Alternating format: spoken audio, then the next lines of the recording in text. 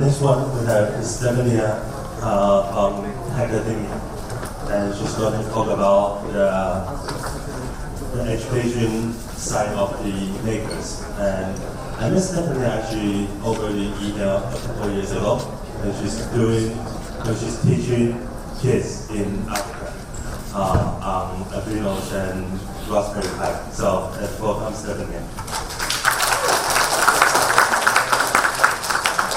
Hi, ni hao, 我是 Stefania. And I'm sorry, I don't know Chinese yet, but I hope that the translation will be good.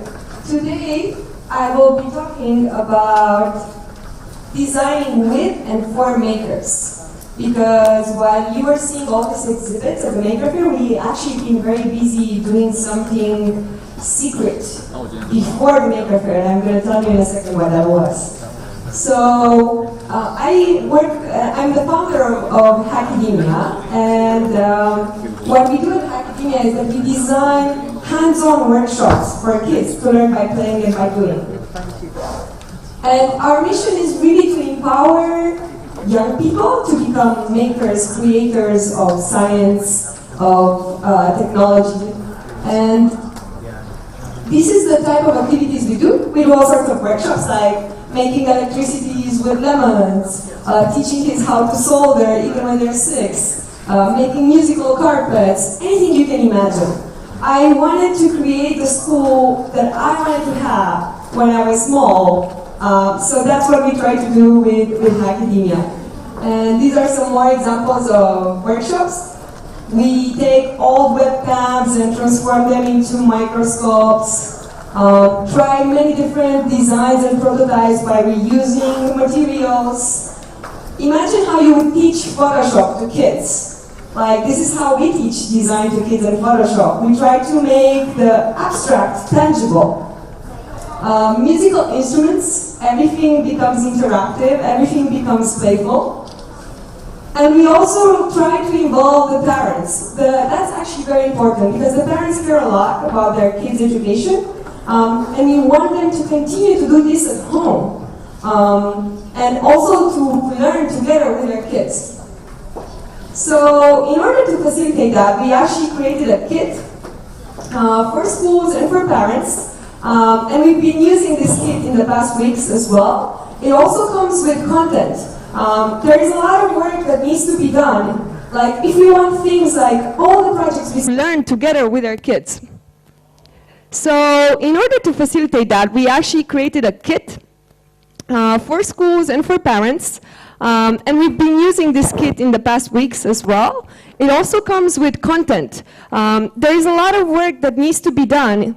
Like, if we want things like all the projects we saw at the Maker Faire to be into schools, we need to find a way to convince teachers and the government and the school directors that these activities can be evaluated in the same way that we pass a math exam or a science exam. So we created a lot of curriculum that can be synchronized with a school way of teaching.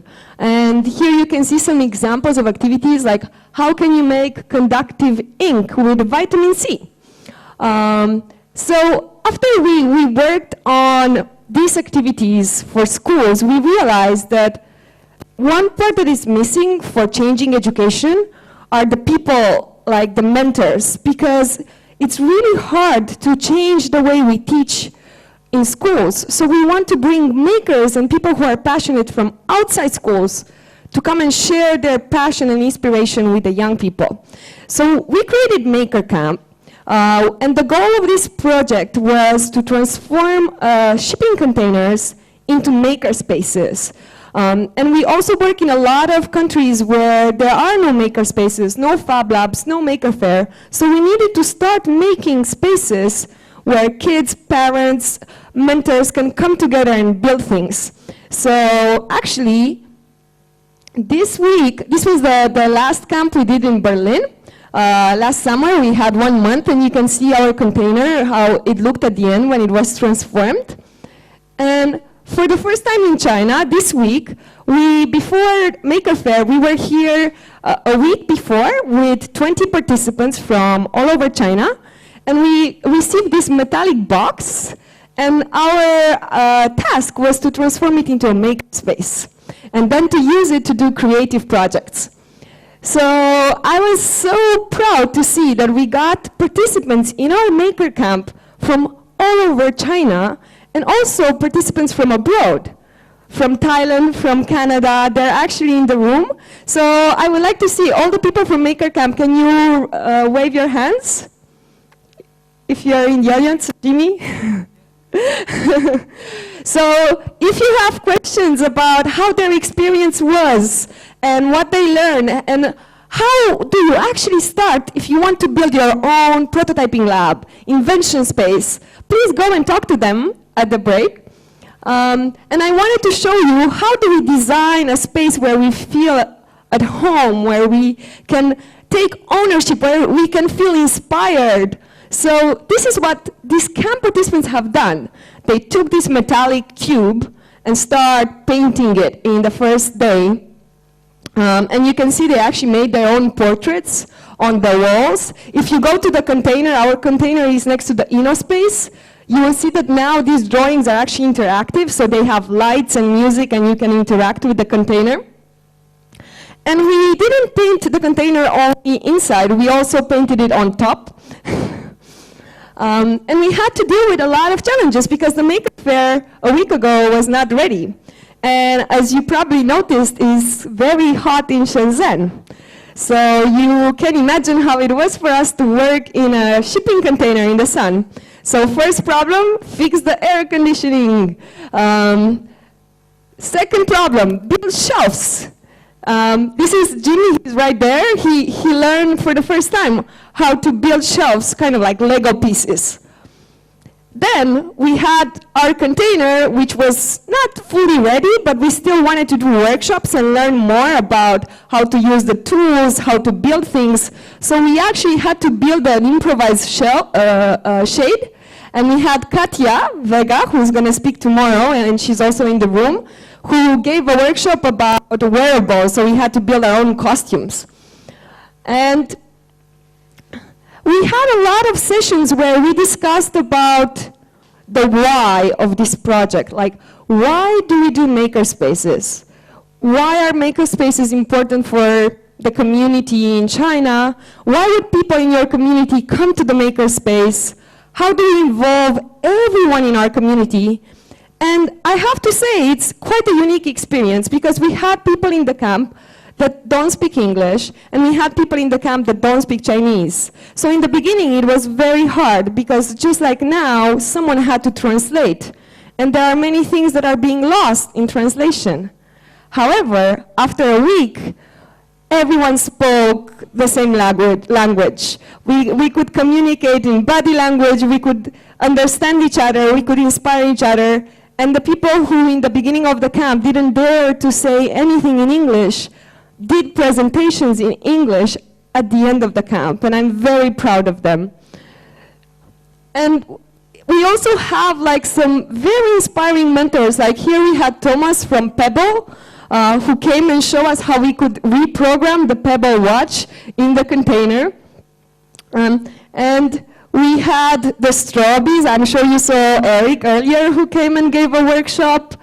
And I think the best part of the camp was that despite the fact that it's very hot, despite the fact that it was hard to get electricity, despite the fact that we couldn't always communicate, people tried their best. And they realized that a makerspace and a learning experience, it's about them and what they do and about being proactive. And if you want to do something, you just have to make it.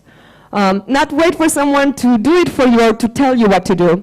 So we actually made a series of funky costumes. We're going to wear them at the parties tonight, so it's easy to recognize us. And we also went to schools and universities. So after we learned how to build projects, after we learned how to build a makerspace, of course, we want to share with others. And this is in Shenzhen International High School. It's the second time I'm going there. And our camp participants were doing the same workshops that were taught to them with the kids. And it was an amazing experience. We also went to the Shenzhen University, where our participants have shared their story. This is Mary. She's from Shanghai. She actually has 6 schools, and she went to share her needs with the students and tell them she wants more inspiring, innovative people to come to her school and teach people in a different way. This is in the school. And I have some videos. Oops. I have some videos to show you what we did, and two stories from our camp participants. The first one is from Yang, who is from Dongguan, and she wants to build a makerspace on a rooftop. And the second one is from Sheldon, who is from Guangzhou, and he wants to build a makerspace in an old factory. The presentations are in Chinese, so I hope they will be translated.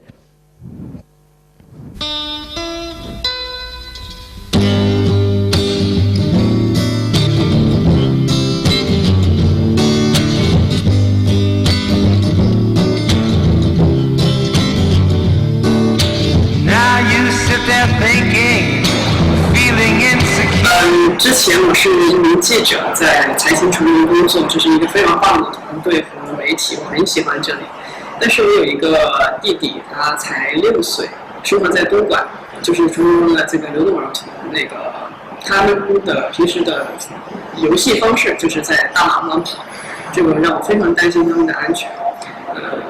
你们也知道，中国总共有将近1亿的这样的一个农民工子女。其中大概有60%生活在农村，就是留守儿童，像50年前的我，还有大概40%生活在城市的这样城乡结合部，或者是城中村，或者是工厂区，就像我的弟弟，他们都缺少公共空间。所以我是想引进公共空间，但是我希望是一个更好的公共空间，那么就是创客空间。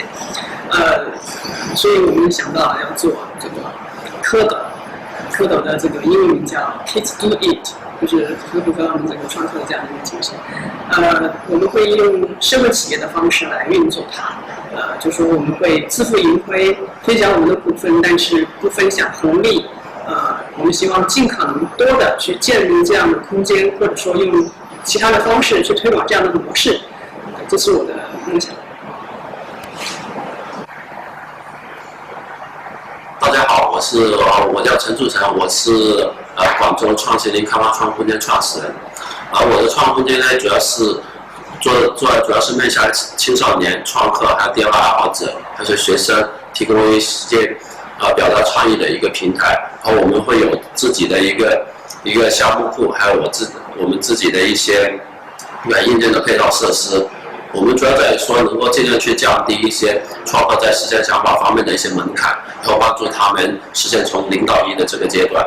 然后，因为我发现很多一些创业机构也好，他在专注于还有社会，他在专注于创业方面的。我觉得在创业的前期，0到1阶段是非常重要的，因为我们专注是从孵化项目转化到孵化人。然后我们创客空间也是在广州做的时间不会特别长。大概也有2个多月。我们希望呢，就是有更多有这方面共同理念的人能来加入我们，然后和我们一起把这个创空间给做好。The story of Yang, who wants to do a makerspace for her little brother to have better education. Students, they are here. If you can help them in any way with their projects and their ideas, please go and talk to them.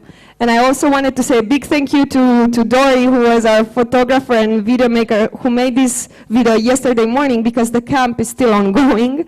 And I think if I wanted to leave you with something, we talk a lot about innovation, maker movement, Shenzhen. It's all big scale. But at the end of the day, it comes back to the people, and it's all about people. And I think it was extremely interesting for us to be in this container in the sun and build it out of nothing next to Maker Faire and next to everything that is happening here.